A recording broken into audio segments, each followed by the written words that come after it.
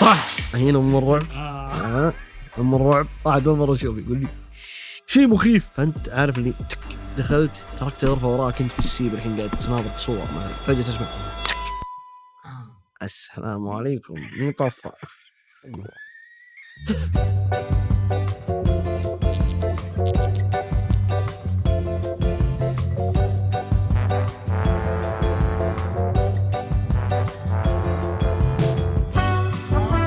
ما اثرت فينا الحمد. ها ايه شباب يلا حيه. الله يبقيك ويحييك يا حبيبي. هلا يا مرحبتين. منور والله. نورك يا حبيبي. عرفنا عن نفسك اللي ما يعرفك. هلا والله. فهد المطيري AKA أبو سلو، ممثل، يوتيوبر، كاتب، مخرج، عن قريب منتج إن شاء الله، وأحب ألعاب الرعب، مدمن ألعاب رعب. ليش؟ يا أخي كونسبت اللعبة بشكل عام إنك تلعب وتستمتع. لما تأخذ المتعة بشكل أوفر، يعني من عمرك تقريبا 12 سنة والآن أنا عمري 24 سنة مثلا، يعني أنت تتكلم إنه دبل عمرك، فخلاص تو ماتش متعة، فتصير معات ما تبغى جرعات أكبر. ألعاب الرعب فيها متعة وفيها أدرينالين عندك، مو يصك السقف اللي بعده. فلما تدمن خلاص تصير زي ذاك اللي نط من الكرة الأرضية، عرفت اللي طلع ذاك اسمه فيليكس تصير حقين الدبابات ذول يطير. نفس المود. أنا الحين أعتبرهم زملاء. يعني هي هواية زي الهارلي زي ذي. هواية خطرة. في ناس ما تستحمل ممكن. هل هي آفة ولا نعم آفة.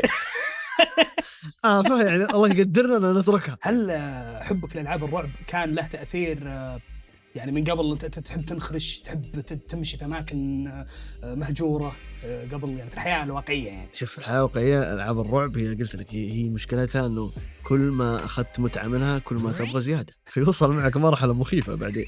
يعني أنا الآن مقفل 2000 لعبة تقريبا من أول ما بديت، فخلاص طفشت، صرت ما عاد أحب ألعب في المكان الطبيعي هذا اللي طف النور في بيت الوالدة مثلا وأنت قد تلعب، ما عاد يشتغل معي. يعني أماكن تخوف أكثر. صرت أبغى يعني جرعة زيادة، فصرت أروح أماكن مهجورة ألعب فيها، فاهم كيف؟ بس صدق والله ما تخاف يعني لا قدر الله يدخلك جني ولا شيء؟ والله يعني دامك تصلي وقاري وردك أمورك طيبة. أنا كل مكان أدخل ترى أسلم بالخرشة، أدخل السلام عليكم. تدري لو واحد قال عليكم السلام أخذت عفشي وزبنت، وصدق ما نكب موية ولا نقدر نكسر، لا نحط أغراضنا نلعب بهدوء. حتى كل صيحة صايح أنا تلقاني التفت ورا أقول بسم الله الرحمن الرحيم، بسم الله، خايف إني صحيتهم ولا شيء. أنت من زمان وتلعب ألعاب رعب من يوم ما بدأت قناتك في اليوتيوب تقريبا. أي بس صار في فترة أنت تبث ودائما تبث ألعاب رعب في رمضان. رمضان تعرف يا أخي فيها ألفة وفيها جمعة ليالي رمضان، فيصير العلاقة بيني وبين المتابع في البث تصير شوية كويسة، وفيه يعني عالم كبير، يعني في ناس محبين للألعاب هذه، وفي حزب مؤسس أساسا، حزب زي الأحزاب اللي موجودة السياسية في كل مكان. هذا حزب طال عمرك هدفه أنه يخرب اللعبة دي، إنه أنت ما تختمها، ويسمى بحزب البعصة. هذا موجود عندك في نعم. ذول الأعداء ذول الخونة، نسميهم الخونة، لأنهم يرسلون دونيشن مثلا معين، والدونيشن أعداد معينة، في صوت صياح، في صوت يو صح ولا واي، طاهر القلب نقي، فدفيعة يعني ما عندهم يرش، بس أهم شيء ما تختم اللعبة، ولكن أختمها يعني أبا من أبا وشاء من شاء. طب في حلفاء أكيد ولا؟ نعم. من الحلفاء؟ حزب المطبخ أو سكان المطبخ، هذول فئة أقلية موجودة في الشات. في تصنيف هل هم يعني قصدك جندر معين؟ لا مو كذا، لا كلهم. يعني حزب البعث مو بخوفني أنا، لأنه يخسي خوف، وحكم إنه أنا في التيت في ألعاب الرعب، مرة في التيت، يعني صح إني أخذ وقت اللعبة لأن هي الغاز والآي كيو عندي أنا مرة مرتفع.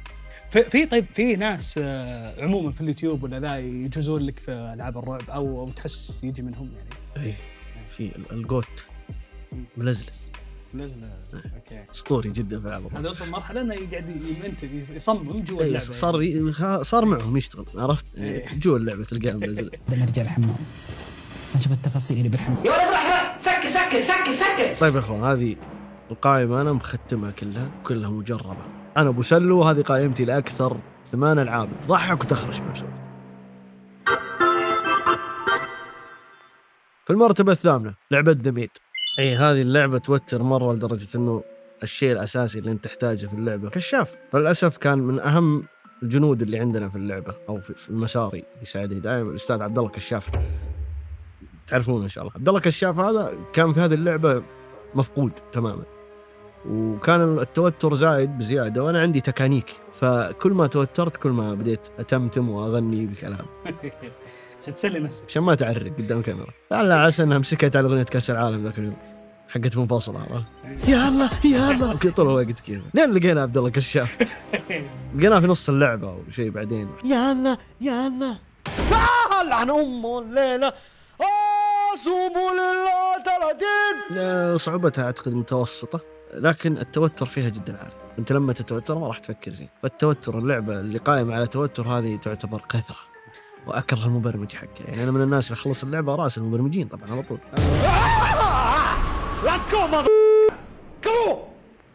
أنا جاهز بعبد الله كشاف. أسب وأشتم في الإيميل ينزل له إيميل شديد اللهجة وكذا نكتب بناء. نعم صحيح. إيه توتر، أنت تسمع أصوات وتسمع طبعا ما تشوف شيء من ضمن إلا تشوف، بس تشوف غمض عينك شوف كذا كذا ولا مطفي النور وفوق راسي إضاءة زي هذه، كل شوي وقف لعبة وارفع البرايتنس وأشوف. فيعني كان موتر. لين لقينا عبد الله كشاف بعدها مو دعست اللعبة، يعني مسكت المبرمج صفقته كذا على جنب وطقيته بلعبته طاع أخذته، يعني ختمت العب. مرتبة السابعة لعبة سبتمبر 7. هذه اللعبة طال عمرك برضو التوتر فيها جدا. أنا يقروشني التوتر بحكم إني لاعب محترف، يعني ترى أصنف من أفضل 3 لعيبة في العالم لاعب رعب. نعم أنا لاعب محترف. فهذه اللعبة يعني مهما وصلت احترافيتك أنت بتتوتر. ما باللعبة عبارة عن شقة رفتين وصالة، يعني تطلع عليك ب50 ب60 بالسنة، بس هذه لا من النوع اللي تاخذها بالسنة ب20. يعني فيها الغاز تافهة بسيطة جدا، بس البروسيجر حق اللعبة الغريب إنه عشان يتفاعل القصة مسار القصة لازم تطلع من المطبخ، تروح تسلم على سكان المطبخ، تطلع تروح للصالة، ترجع تروح البلكونة، ومعك ولاعة منرفزة. شيء مقرف حرفيا. حتى النور ما يعطي ما لا يجيك قصر نظر مع الوقت ترى. اوكي يلعبون في شبكيتك. والعجيز هذه الله يذكرها بالخير ما هي من النوع اللي تويق عليك ولا تطلع من بعيد، اللي لا. يعني هي ورضا تكر في الانفراد واحد، يعني نفس إحساس ناجي مجرشية منفرد وجاه تكر وقال أطاوح تظهر لك من العدم. بسم الله. هل تعرف قصة العجوز نفسها أنها هي صاحبة البيت ولا شلون خطيتها؟ اللي أذكره أنها أعتقد إحنا في شقة ودخلنا شقة ثانية إذا ماني غلطان، كفرت علينا والله ما تطلع. لا والله تقلط والله. ما هو ليتها تقلط والله ما تمشي اسمه. والديزاين حق الشقة وذي واضح إنه روسيا. أنت يمديك تعرف من الديكور تقدر تقيم من الدولة وكذا. دول البلقان. خليك.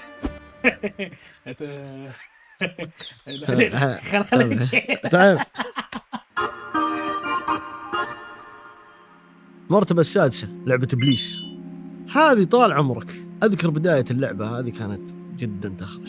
أول ما اشتغلت اللعبة كنت قاعد أسولف مع الشات وقاعد أتحدى حزب البعث، إلا ما اشتغلت آية قرآنية. الله يفقع عقلك. الجنة والناس. أسأل الله المدير ايش فيه؟ كني سمعت قرآن. سبحان الله الآيات فيها سكينة وكذا، لكن لما تيجي في مجال الرعب ولا تيجي في جو هناك تخرجك والله لو ايش، لأنها مربوطة في تلبس ومربوطة في يعني هذه الأمور مرة تخوف. طبعا اشتغلت أنا انخرجت ما أدري ايش الموضوع، يا سمعتوا يا حسيت إنه الحالي بديت أخاف، ولكن بما إني لاعب محترف سويت كنترول رجعت الوضع الطبيعي. لعبنا أول ما طلع شيء يخرج جنب سكير الأول اللي أنا قاعد ألعب فيه قال بسم الله الرحمن الرحيم. بسم الله الرحمن الرحيم. هذا وين؟ يهو محمد خالد عمر يهو أنا ترى بديت ألحس ما أدري وين الصوت هنا ولا عندي. توترت ضعت اللي هذا كل شوي بيقعد يقول دعاء. إيه ما هو بساد حلقة، ومرات ما في خرشة هو يسولف من نفسه. أنا قاعد أمشي في السيب قاعد أتفرج في اللوحات ما شاء الله حاطين الكعبة هنا ما شاء الله حط. طبعا هو البيت طراز إسلامي إنه يعني هي لعبة كذا هي لعبة تركية يعني لا إله إلا الله شيء ما حد خرجك. هي خاص حتى في نبرته وهو يقول بسم الله. هذه تخرج. بسم الله الرحمن الرحيم. اللهم صل الله بسم الله حسبي الله ونعم الوكيل. الحمد لله، الله اكبر، بغيت اصلي. العاب الاجانب ما يعني معليش سواليف، يعني حرفيا مين من ثقافتك، فالرعب فيها مبني على افلام رعب انت شفتها من وانك صغير، يا قاتل متسلسل، يا شبح، وحده ماتت واجات روحها، كل تبن حرك. منين جايبها ذي؟ ما في. بس هذه لا، اقرب انها تكون واقعيه. هذه حقتنا، هذه حقتنا. ايه هو سالفتها انك انت مقفر عليك البيت وتبي تطلع، ما ابليس هو ما ادري ذا الجني اللي قاعد يطقطق عليك طول الوقت. بس اذا ماني غلطان هل هي كان فيها طردي؟ كان في احد اذا كان ضيق، اتوقع انه ما كان في مسافات مره طويله. كان اي هو ترى تقريبا اغلب العاب الرعب مبنيه على شقق 120 متر، عرفت؟ محسوبه. اي هم عقاريين ترى، بس التريلات. هذا ما يذكرك بلعبه ريزدنت ايفل الاول الكويتيه، تذكرها؟ هل لك ذكريات معها؟ كويتيه؟ ما كانت كويتيه، اللي كانت مدبلجه، اللي كانت مدبلجه، ما بحرينيه او شيء، خليجيه كانت. تذكر؟ هل قد لعبتها اصلا؟ اي هوب سامحها، عبالي زومبي. اي في لهجه في حساوي، في اذا ما غلطان. بس ترى سناك ذي اللعبه، ريزدنت ايفل والالعاب هذه سناك، والله كلام ما تخوف. في المرتبه الخامسه فروم ذا داركنس، ابو العبد. طبعا هذه اللعبه برضو قادره جدا، قادره كتكنيك جمب سكير. يعني أنا اللي أذكره منها إنه فيه مصعد أنا انحشرت مع واحد طويل بشكل مقرف، وكذا ناظر فيك كذا وما أدري وش أسوي أنا وقتها. أنت حركت، أنا أعرف ألعب بحكم إني ألعب مرات أقفط الجمب سكير قبل لا يجي، فأنا أكون واقف فالجمب سكير تلقاه فوقك كذا ناظر فيك، يقول هو برمجة غبية، ليش ما تحرك؟ المفروض تحرك سنتي عشان أنط عليه، فأنا قافطك ناظر فيك يا حيوان. فايش أسوي؟ تكنيك الظهر، لقي ظهري وأمشي. فكان في المصعد طول الوقت أنا ملقي ظهري عشان لا صار شيء، فهي غدرة. اي لازم كبرياء يصير عندك مليون في العاب الرعب. وهو اللي قال اول لابو العبد، ورع تناظر حاسب كده، دميه صغيره يعني. مجرد دميه حرفيا انت اي دميه بتشوفها هي ابو العبد. ابو العبد في كل مكان، ابو العبد فينا مو حولنا ترى. ابو العبد تلقاه في كل تلقاه، ممكن عندك ابو العبد في شقتك، في بيتك، في سيارتك بالغلط ابو العبد. اوكي، في بعض الاشياء تشبك معك زي ابو العبد، هي بس يعني عشان شوف احنا من كثر ما لعبنا من كثر ما خرجنا اللي دعنا، يعني صار الموضوع عندنا استاذ كرسي مثلا، هذا موجود في كل الالعاب، هذا من ضمن الحلفاء. استاذ كرسي سلامات هبط. عندك ابو العبد، العبد هذا جاسوس، مره حليف، مره ضدنا، مره ونحبه احنا. مره يكون موجود بس اي مره يكون حليف، اقول لك جالس معاك ويأشر، تلقاه هو يعلمك يعني. ومره واحده لا يصير لما تلقي ظهرك تلتفت تلقاه مو فيه، فهمت؟ تلقي ظهرك جاثم انا يلعنه بشكلك، الله من صايم. يصير عدو. في عندك برضو استاذ تليفون هذا قادر جدا، لانه يعني انت مركز قاعد تمشي في سيب، عفوا خليني اجيبها مصطلح، عفوا في زقاق ضيق ومظلم، ومعك عبد الله كشاف فيه زكمه خلاص بيموت، فاهم قصدي؟ فتمشي انت فجاه استاذ تليفون انت شاطفه يبدا يصايح يشتغل فجاه. يلا مين؟ لا لك لا تتصل يا حيوان. سعد في ذا استاذ راديو مره يوترني، انا عندي فوبيا غريبه من التشويش حق الراديو من زمان، من قبل العاب الرعب، لانه في يعني ايش هذا؟ في نظريه تقال انه يلقط فيها اصوات خارجيه، هذه تسمع صوت جني مثلا، محمد قلم كنت خايف الناس. وعندك استاذ تلفزيون برضو، استاذ تلفزيون ايضا حيوان. استاذ تلفزيون مو صوته بس، يكبس في العالي في وجهك، فاهم؟ وتسمع يلا طرح طفه. انت كلاعب لازم تروح تطفيه، فصدق لاعبك البطيء اللي يلا يمشي، اروح اطفيه الاقي ظهري يشتغل مره ثانيه. ودائما هو يكون جزء من خطه انه تعال طفني عشان تستقبل مثلا استاذ كرسي وراك. نعم لا هذا هو يعني قدار. ان شاء الله ما نسيت احد من الشباب، بس انهم ذولي موجودين في كل العاب الرعب حرفيا. المرتبه الرابعه ماديسون. احنا بدينا نخش على الثقيل الان. ماديسون طال عمرك هذه برضو لعبة ليست لضعاف القلوب. عبد الله كشاف ما أذكر إنه كان موجود، أو إذا كان موجود هو قبل، بس لما تستلم الكاميرا خلاص يكون معك كاميرا، تدخل مرات أماكن مظلمة ما تشوف شيء. شلون تشوف؟ تصير ساهر، تكبس في الفلاشات وانت تمشي. فأنت تتكلم عنه المكان تبي تشوفه بيطلع لك وميض عشان انت تحفظ الطريق. فأنا حرفيا كنت أصور على السيب، امتداد السيب، خلاص هذا السيب امشي شوي كلاب يلا شيل عرفت. فكانت موترة وقذرة جدا اللعبة هذه بشكل مقرف. امتلت الذاكرة كلها صور. كلاش مرات تصور عشان تحل اللغز لازم تصور ذا الشيء، تصور لوحة مثلا، فاللوحة انت ما تشوف فيها شيء، تمسك الماوس تهز، اللاعب حقك يهز الصورة، فشوف الصورة اللي ما فيها أحد مصور لوحة متكي واحد قال كذا هنا أم الرعب. أم الرعب خل جنبك طرباخ على دقله قال كذا هو مو فيه. المكان اللي كنت فيه تذكره هو كان برضو بيت، كان مرة كبير عكس الألعاب الثانية، يعني تتكلم عن مكان ما بتطلع من ذا تدخل باللي بعده. والألعاب الرعب عادي إنك تجي مرات ما يكون في عبد الله كشاف ولا في، أو إنهم موجودين بس تقدر تدخل مكان ذا وتضغط على اللمبة، فاهم اللي هو تولع الغرفة فلها صوت تك تدخل. واضح عندي الأصوات تخلص. فأنت عارف اللي تك دخلت تركت غرفة وراك أنت في السيب الحين قاعد تناظر في صور مثلا، فجأة تسمع تك السلام عليكم مين طفى مين طفى. مرة يخرس الموضوع، مرة يخرس والله. يا رب يكون صدى متأخر. إن شاء الله تمدد تقلص برد. المرتبة الثالثة ذا دارك أوكلت، أو مثل ما أسميها ذا دارك شوكلت. هذه اللعبة في 3 وحوش، كل وحش ألعب من الثاني، بس كلهم ما قاموا قعدوا عندي إلا واحد كان قرون شفايفه مو مدخن، شفايفه مدخن لا، شفايف واحد ياكل دخان، ياكل طفاية سودا بشكله مرة بشع يا أخي، مرة يخوف، شكله غير مريح والأمانة متسوى صح، يعني مو مسوين مو جايك واحد علج تمام كي سوالك شخص لا، لأنه قرون طويلة وعلى أساس إنه إبليس أو شيء زي كذا، كان مرة يخرش.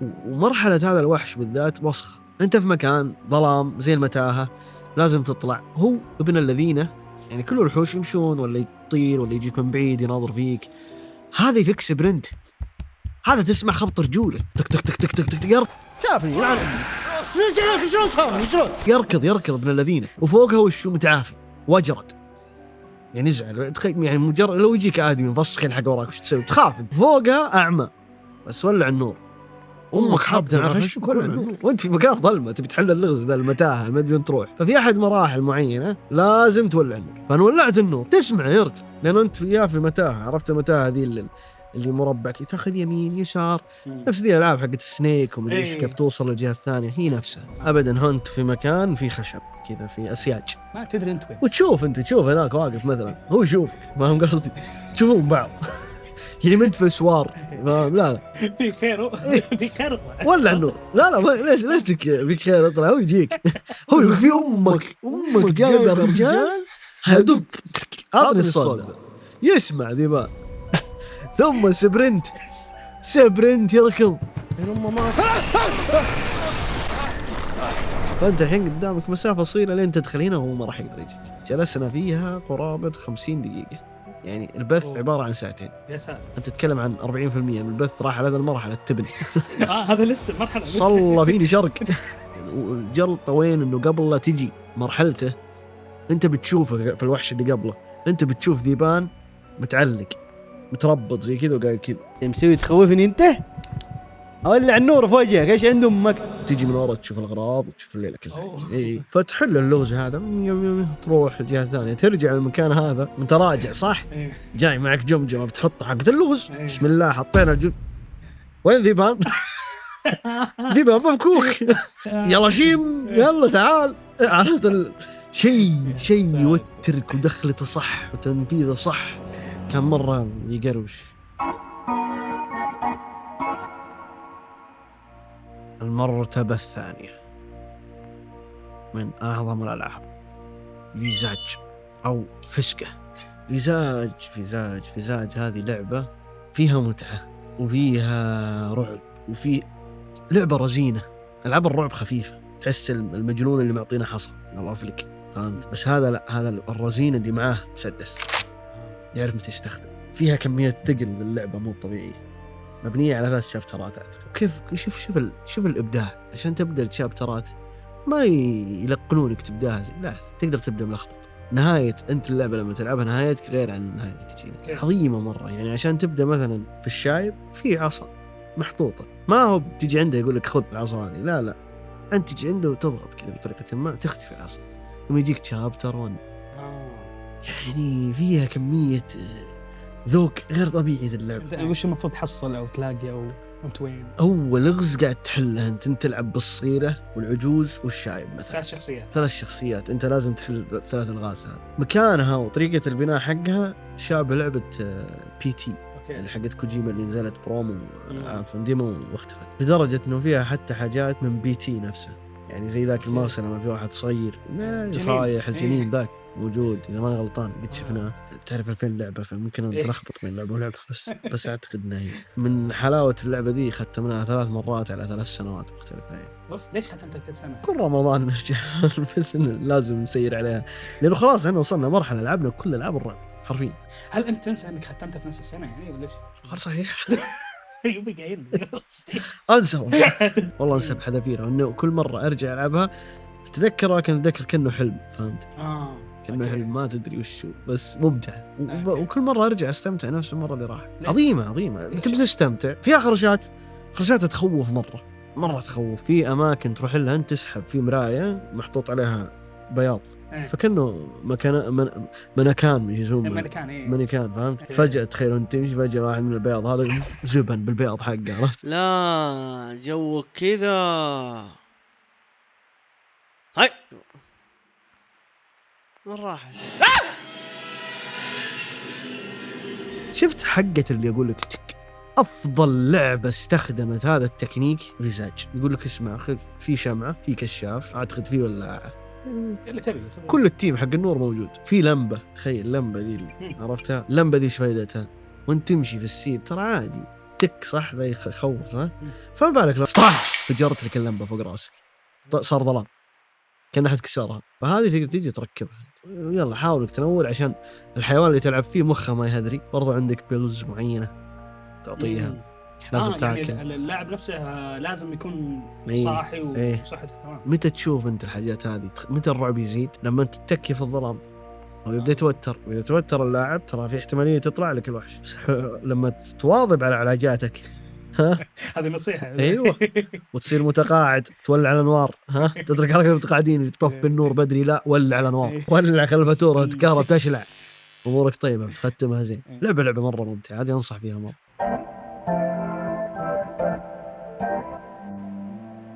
المرتبة الأولى لأقذر لعبة ممكن تلعبها لعبة الوسخة ذا جراج.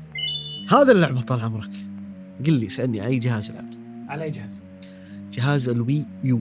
عرفت الوي الأبيض القديم اللي بريموت؟ أي هل في ألعاب رش؟ تلعب تنس مدري إيش. اللعبة هذه لعبتها على ذا الجهاز وكانت عبارة عن كشاف. عبد الله كشاف هذه أول مرة أنا تعرفت فيها على أستاذ عبد الله كشاف. عبد الله كشاف كان جدا يعني ما أدري كان فيه وقتها لازم ياكل علاج كثير لأنه تعبان بطاريته ما تجلس حرفيا. واللعبة عبارة عن وشو انك انت ماسك هذا عشان تمشي تضغط الزر اللي ورا وعشان تلف في اللعبة تشوف تقول كذا بيدك. انت حرفيا جوا اللعبة لما تاخذ 5 دقائق 6 دقائق انت تخش مود انك انت في اللعبة. وناهيك عن الآسيويين بشكل عام في ألعاب الرعب متطرفين جدا. أنا ما أحب ألعبهم يعني مبنية على أمراض نفسية يعني ما يسوي إنسان طبيعي ما يسوي إنسان عاقل فاهم أو إنسان كرييتيف لا متطرفين مرة. فكانت هي أساسا مأخوذة من فيلم. فأنت في الكشاف تلقط أمد البطاريات وتدخل يلا افتح باب شباب يدك شغالة معك يدك في اللعبة. كثر ما تلعب ظلام تبدأ تصدق مخك الغبي قاعد يقول لك اسم يدك جوا تندمج. إذا أنت من النوع يندمج أنت تبحر. فاذكر الله هذه ما نسيتها إني فاتح الباب. أول ما فتحت الباب فاهم اللي كان أحد ماسك مخي ثبت يدي واسحب ما تسحب فاهم قصد شيء مخيف مخي لحد الآن زعلان مخي. واذكر يعني حتى يعني وقتها كانت تجربة كان معي 2 من الشباب كذا لما التفت عليهم خلاص كذا نظروا شو يدي مسكه يدي. بعدين اقنعت فيها واحد من العيال وهي اوائل العاب الرعب اللي انا لعبتها والى يومك هذا يعني. ما كان معك اليوسف ولا مشعل اليوسف؟ هل الانخرط زيك وقتها ولا؟ ألعن يا رجال خريشه مشعل الله يذكره بالخير. كنا جايبين شاشتين تخيل هو يلعب وانا العب. انتوا تلعبون في سود؟ اوكي. هو عنده نفس شو ما شاء الله موسوعه العاب فكان عنده ذا الجهاز استحاول تلعب لحالك. لعبت انا قبل في مقطع لحالي، اذا انت من النوع اللي يندمج، انا من الناس اللي يندمج في اللعبه، اندمج اخش جوا اللعبه حرفيا. وكان في وحده الحك، كيف تلحك؟ تذكر الفيلم ده؟ اي اللي ام شعر اللي تقدر تمشي على وراء وتطلع كانت تاغر زي كذا، واذا جت يلا هو ما يركض فش تعطيه ذي، هم يركضونك ثم يقولك بالريموت روح كذا يمين، تلف يمين انت يسار يعني تمشي عليهم يمين. تفاعليه، هي يمين يسار. مرات يوم تخطي في وجهك طلعت لك هريقته طعم فمس. هذه تخيل من درجه نزلت لك، من درجه نازله بالعكس، نازل على ظهرها. عقرب انتي ليش كذا تمشي؟ يخوف. في اسئله كثير، هذا اللي يخوفك انه ما عندك اجوبه، هذا اللي تتكسر. ايش فيه غريبه؟ لا يوتروني انا وش دايم لا شفت العابهم ادري انه اللعبه تبن، وادري ان انا بتعب، وادري انه بس انها تمشي. يعطيك العافيه، شكرا. الله يعافيك يا حبيبي، استمتعنا معك مره. الله يعطيكم العافيه. يعني ان شاء الله اني ما نسيت بعض الالعاب اللي اثرت في مسارنا كامل، ولكن مرة أخرى ما في لعبة أثرت علينا، كل الألعاب تم تختيمها اللي ذكرت، والغير صحيح إنه ما في شيء ما ختمناه. الله يعطيكم العافية جميعا مرة أخرى، وشكرا للشباب الموجودين هنا، وإن شاء الله بإذن الله في ألعاب رعب ثانية راح يتم تختيمها في أماكن غير طبيعية. انتظرونا إن شاء الله. يعطيك العافية، شكرا جزيلا. كم صارت الساعة؟ والله طولنا. أسألك بالله. لا بس والله